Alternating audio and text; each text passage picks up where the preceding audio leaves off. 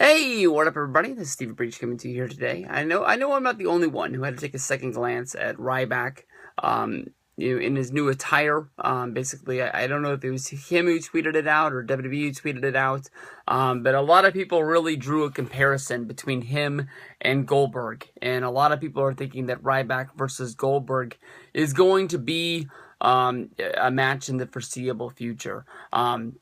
I know that Goldberg has always been well-spoken about wanting to come back and wrestle one more big match, and honestly, WWE is going to be the one place he can do it, and the one place he can make the most money. I know that earlier, at the end of last year, Goldberg was speaking out, basically saying that, WWE has not talked to him in a long time.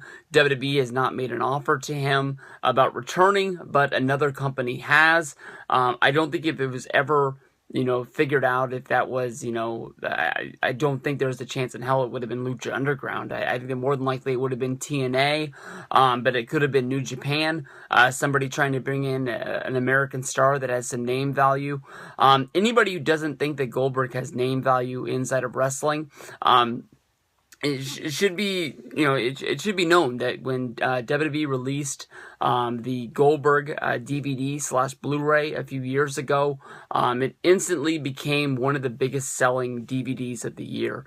WCW has transferred over into a big money-making profit thing for WWE to use their bank of past pay-per-views and televisions to really profit a lot of money on the DVD game. You can definitely tell with the rise and fall of WCW, all 3 volumes of Best of Nitro, the Monday Night War series, the Best of Goldberg, the Best of the Great American Bash, the Best of WCW pay-per-views, the Best of Starrcade.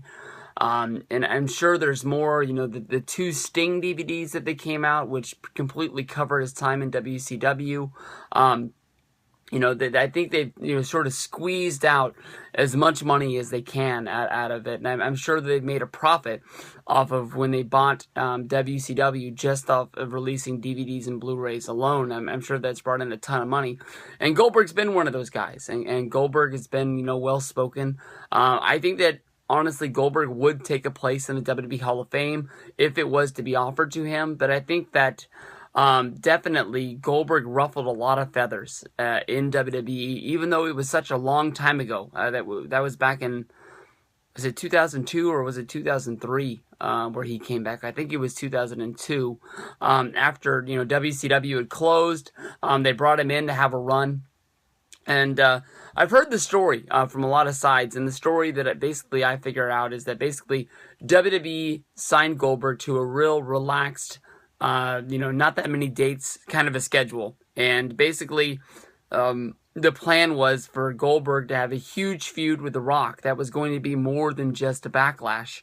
But The Rock ended up leaving to go make movies, and he wasn't around as much. And basically, Goldberg didn't get what he signed up for. And then on top of that, WWE had, only signed in his contract that he was only going to work a certain amount of dates. They started asking him to work more dates, and Goldberg said no. And basically, WWE didn't understand, why Goldberg wouldn't want to work more. So they just basically painted him in the corner of being a troubled employee, that they were really looking forward to him, leaving. And it's always been a mystery to me why they had Goldberg win that WrestleMania match, seeing how WWE really didn't have an open door for Goldberg to come back. It was well known that Goldberg was leaving the company, and WWE didn't mind. Basically saying, don't let your door hit you on the ass on your way out, or something like that. But I think the fans just ate that match up at WrestleMania 20.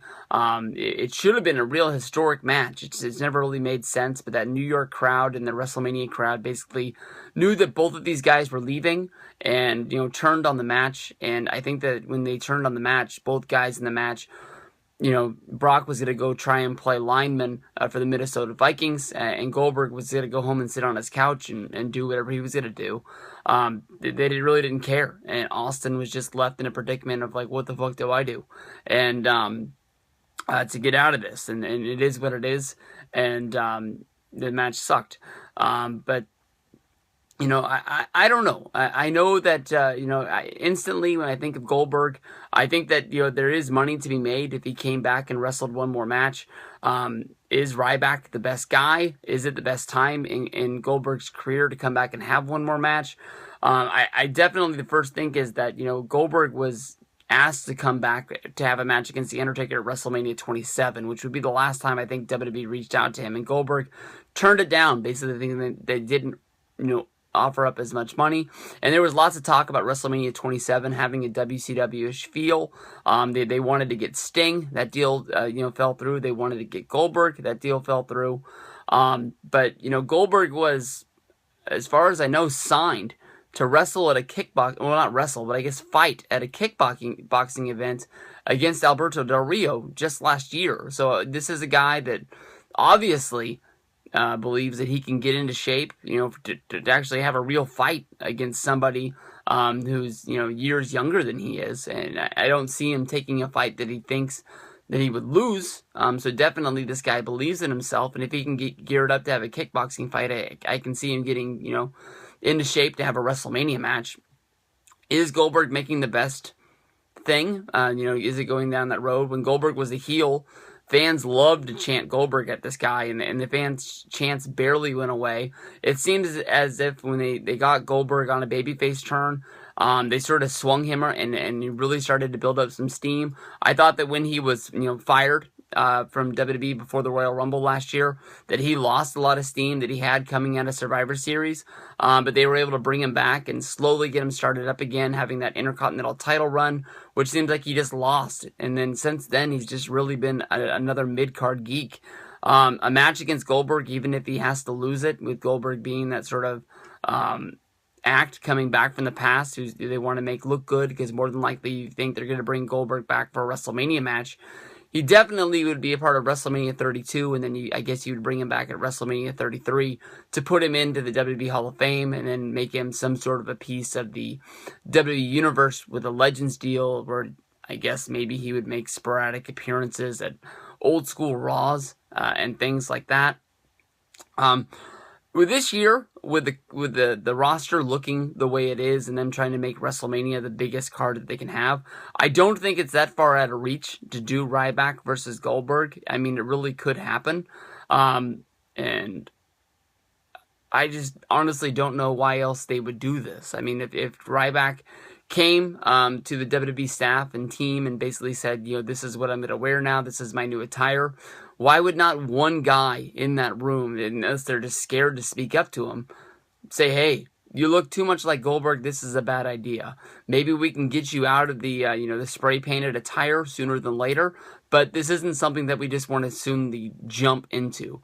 I don't think that you build some sort of a storyline where somebody strips him down in the ring, but you could do something to the fact of you give him a reason to why he starts dressing this way, and build to it from there. But Ryback versus Goldberg definitely would be a way for Goldberg to have an exclamation point on the end of his career, having that big WrestleMania match, and not having a match that's the stinker like WrestleMania 20, and definitely, hopefully, would give Ryback a big kick in the pants, whether if that's for, fans wanting to get behind him because they don't like Goldberg, or they're tired of bringing WCW back from the dead, or maybe just him turning heel and fans booing against him because they want to cheer for Goldberg. So it could go either way.